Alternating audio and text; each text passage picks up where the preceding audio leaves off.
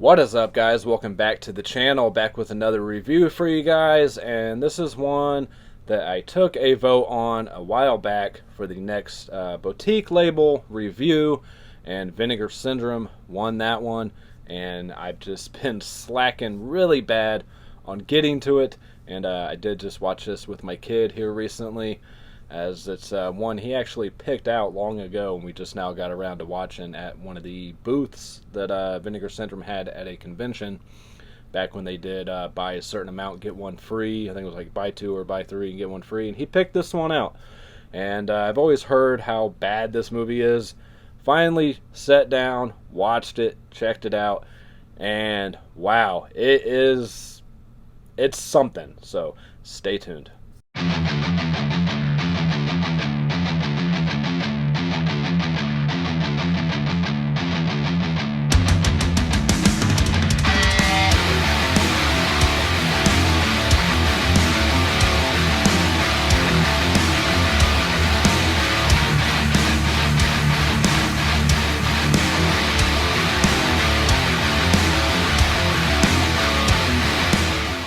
Alright, so Hobgoblins from, what year was this? 1988. Directed by Rick Sloane, written and directed by Rick Sloane. If you guys are familiar with the Vinegar Syndrome catalog, he also did the Vice Academy films. He also did the movie The Visitants, stuff like that.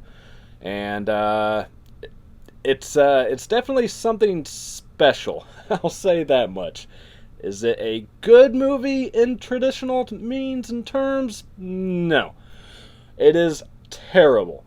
But it is so much fun. I can't recommend this one enough. If you guys like movies that are so bad that they're good, then this is definitely up your alley. I highly recommend grabbing this one. Decent transfer from Vinegar Syndrome as well. Not great. Probably could have been a little bit better, but this is early on in their operation and everything. I don't even, what is this, it's a 2K scan. I'll go ahead and go over some of the features on here as well.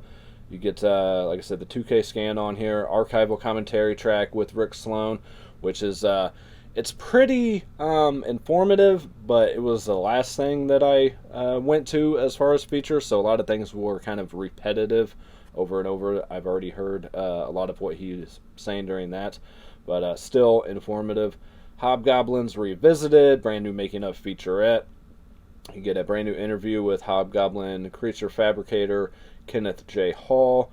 Hobgoblins, the making of a disaster piece, where they get the cast back. Most of the cast that actually still wanted something to do with the film. A couple of them kind of disowned this and moved on in their careers and don't want anything to do with it, which is always a sad case. It's, you did this movie, just accept it. It helped your career in some way if you're on to bigger, better things now.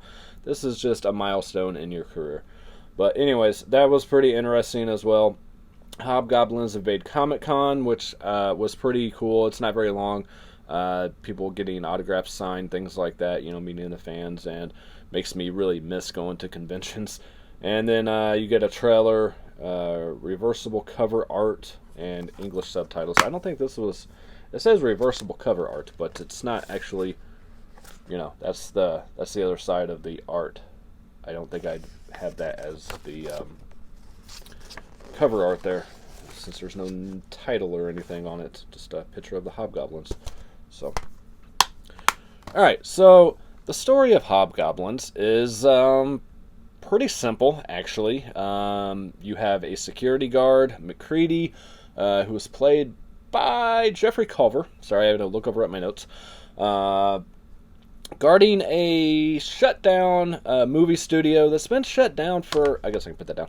It's been shut down for about 30 years, and still guarding it for whatever reason. And for whatever reason, this place is still operating, even though it's not in business. I mean, it's been 30 years, guys. I think it's time to just, clear everything out and call it quits. But for some reason, anyways, he's guarding this. He has his partner with him, who gets killed early on, apparently due to some really bad dance moves, possibly. He stumbles upon the Hobgoblins and takes him out. And then the head of the studio, who, again, for some fucking reason, is still there in his office after being shut down for 30 years. I have no idea why. He just can't let go, I guess. I don't know. But, some things in movies, you know. Anyways, so he gets killed off. He's got to hire a new security guard, which he gets really quick. So he hires Kevin, and Kevin is played by Tom Bartlett. This is the only movie he ever did. I don't know. Apparently they all still work in the industry at some level, but only film he's done. And Kevin is told to stay away from this vault door, the film vault where the hobgoblins stay.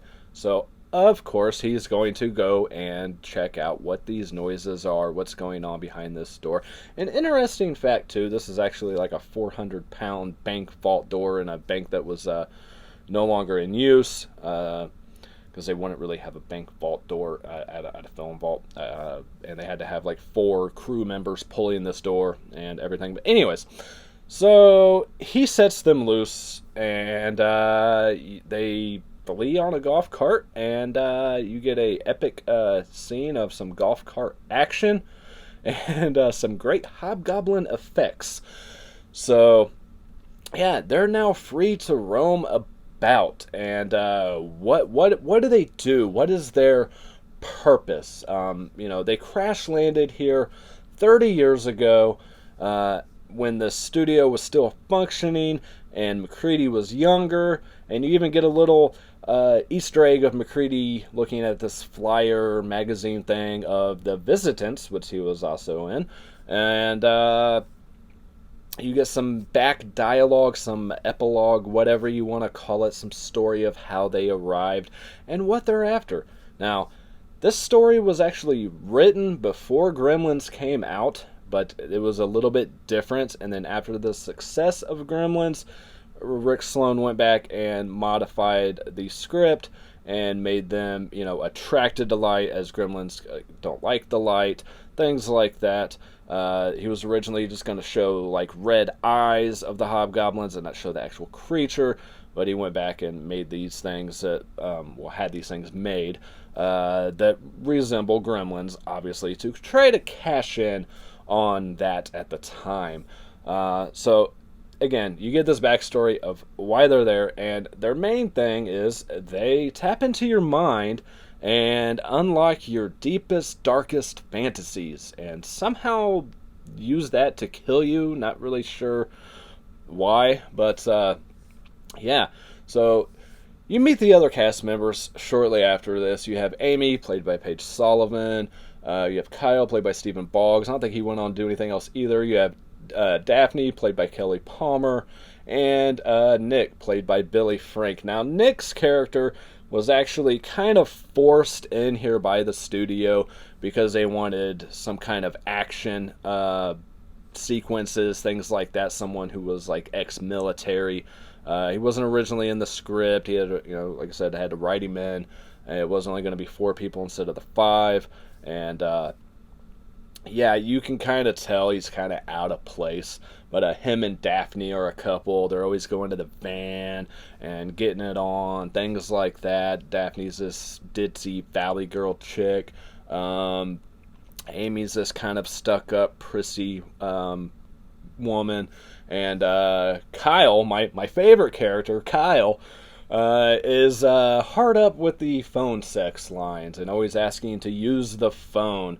And for some reason carries around this whole newspaper to call this 976 number, this sex line number. I think it was 976 SCAG or something. Even I remember after seeing it once, it's like, if you're calling this all the time, why don't you have this number fucking memorized? Or at least write it down on a little piece of paper, maybe your hand or something, instead of carrying around this big-ass magazine of, sex phone operators, whatever. Anyways, so they're tapping into their fantasies, things like that. You do get a really awesome action fight scene with some garden tools in here that is just of the fucking ages, that lasts forever and is very fucking intense. Take a look. Here, take this. Okay, no, hold like this. Okay, now block every move that I make. I'm gonna take it really slow on you. So watch out. Come here to the first one! Go, Kevin, show me. Go, Nick, kick his butt.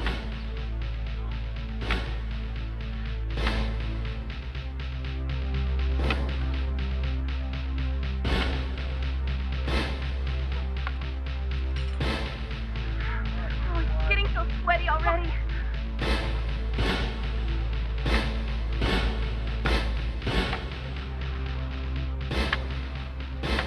Yeah, go for it.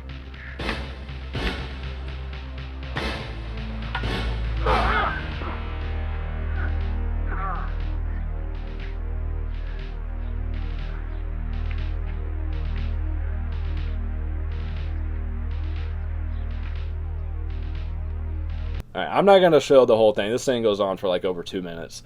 It was originally just going to be the one knockdown, and that's it. You had to go back and pad some runtime, so there's like 3 knockdowns. Yeah, it's overstays its welcome a lot.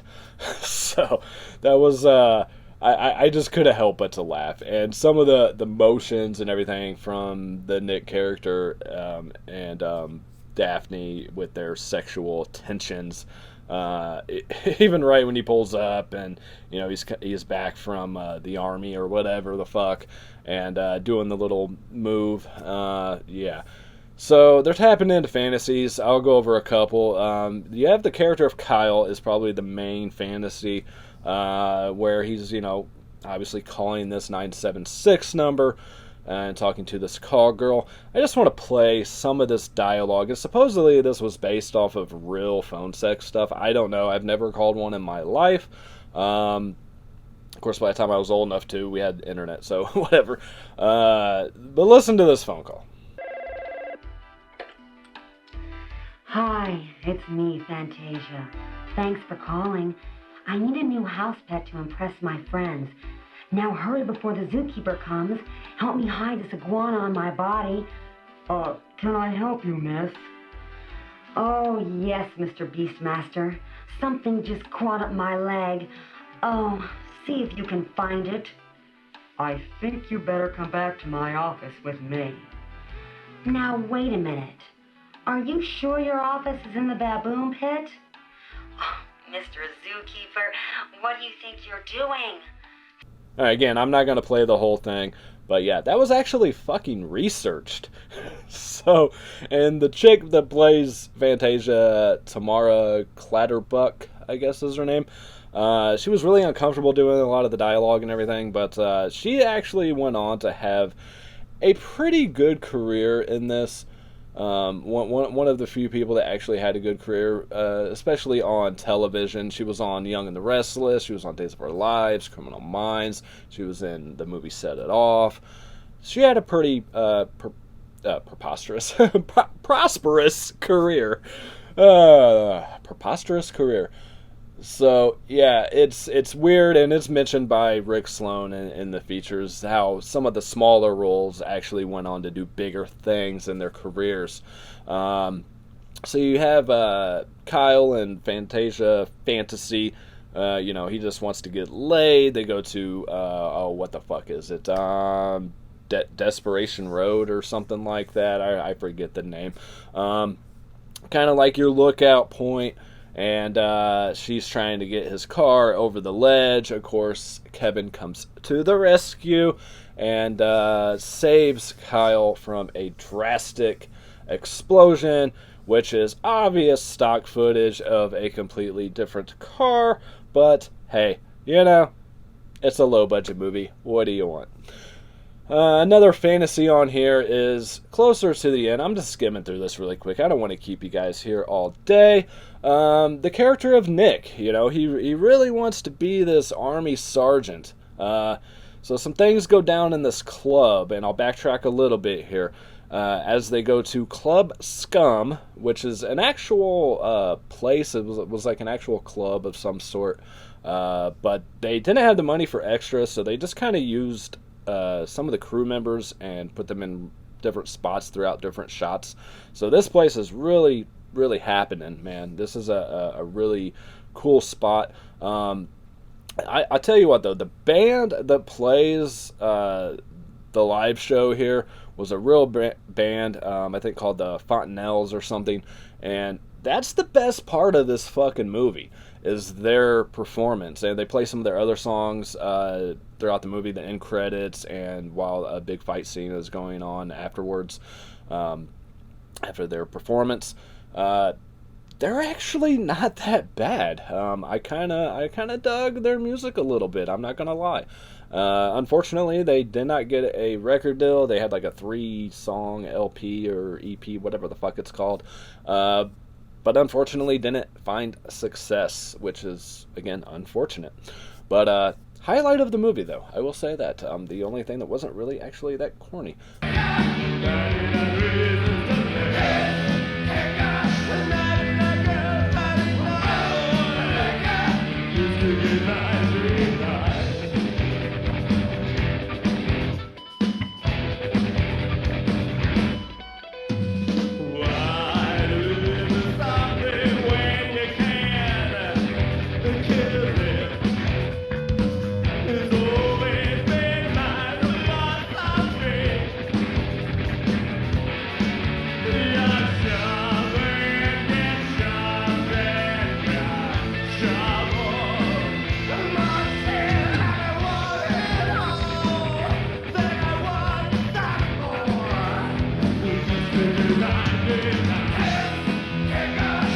As they're in this club scum, Nick's fantasy, again, is to live out some war, some action. And so he fantasizes his commanding officer to be there.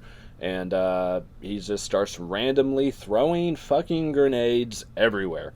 Interesting story as well. There is a scene where Nick himself gets caught on fire, which is an obvious stuntman, but they did actually set the ceiling on fire in this place they were shooting, and they did not have permits or fire marshal or anything like that, so that's pretty interesting.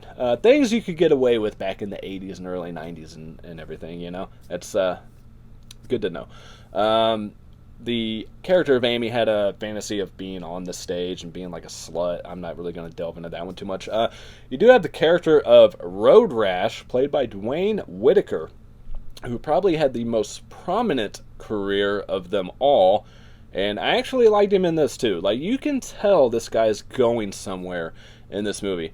He played Maynard in Pulp Fiction. He was in Feast. He was in Rob Zombie's Halloween 2. Let's see, what else? I should have written all this down, but he was in Children of the Corn Genesis. He was in Devil's Rejects as Dr. Bankhead. Of course, my all-time favorite film. He was in Industrial Down 2, Texas Blood Money. Just went on to have a really great career and completely disowns this movie. Maybe if it wasn't for this movie, you wouldn't be where you are, man. So, show some fucking respect and go back for this, 20-year reunion they were having. I don't know. Whatever. It happens with your big stars like George Clooney, Brad Pitt, all those guys that started in horror, Johnny Depp. Johnny Depp's not going to come back for an Elm Street fucking reunion, I mean, come on. But show some love for your grassroots, man. Your people that helped get you started in the industry. Again, I'm going to keep this one really short. There's a lot of other stuff that goes on in this movie. The special effects on the Hobgoblins are just ridiculous. They only had enough money to make one, be able to use your hand in and everything.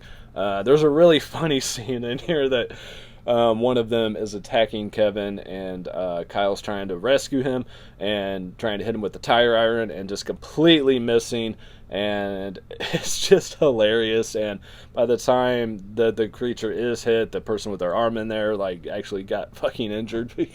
It's just amazing what goes on in these movies from the 80s. The safety precautions, or lack thereof, the van that they use a lot of times is being pushed by the crew because the gas pedal was fucking broke. But you had a passion for these movies, man.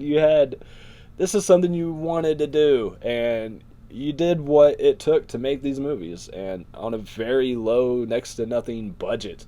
Yeah, I had fun with this one. Again, guys, there's a lot of stuff that I left out, but I'm trying to keep this under like 20 minutes, so I don't want to keep you guys here all day. I highly recommend you guys pick up Hobgoblins. The features are great. Rick Sloane seems like a hell of a guy, and definitely a passionate filmmaker. Again, did The Visitants, did the Vice Academy films. Just seems like a very passionate filmmaker. But there's your Blu-ray and your DVD back when they were still doing the combo packs, which unfortunately they're not doing anymore. There was someone else in here that McCready was in some other stuff too. He was in The Visitants. He was in Virgin High, Payback from 1990, Lady Avenger. There was something else, I think. He was in Vice Academy Part 3 and 6. And in Nightmare Sisters as Exorcist Perrin. So, a lot of these Vinegar Syndrome titles, this Vinegar Syndrome catalog that they have, you find people in multiple movies that Vinegar Syndrome's been putting out because they worked with these same directors over and over. And it becomes a really small world, and I love that.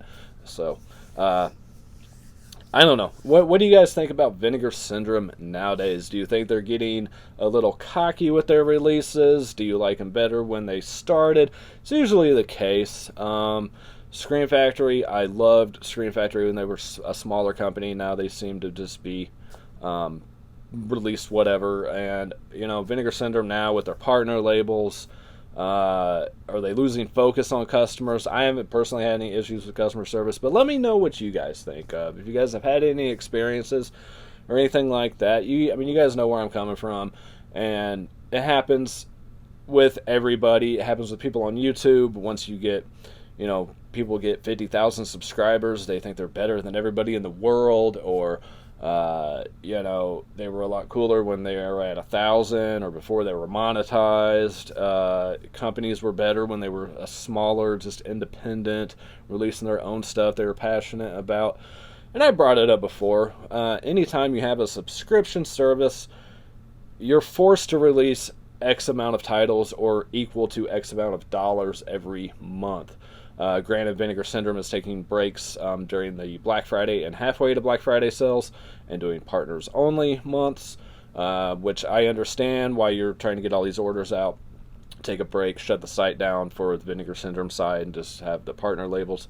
That's cool, but you're still forced, 10 months out of the year to release, again, X amount of titles or equal to X amount of dollars. So, are you going to be able to hand pick your releases like you used to? Probably not. Some of them definitely are, but some of them are like, okay, we can get the rights to this. Let's just release it so we can have a title. I could be completely wrong. I don't work for Vinegar Syndrome, so I couldn't tell you. Yeah. But let me know what you guys think about all that. Alright, that's going to do it for this review, guys. We just hit over 20 minutes, so I'm going to get out of here. That's long enough. But again, Hobgoblins, 1988, written and directed by Rick Sloane. Seems like a great guy. Had a fun time with the movie. Got so many, what the hell are we watching, Dad, looks from my kid. And I had fun with it. So, until next time, guys, peace, love, happiness to all of you. I will catch you next time. Later.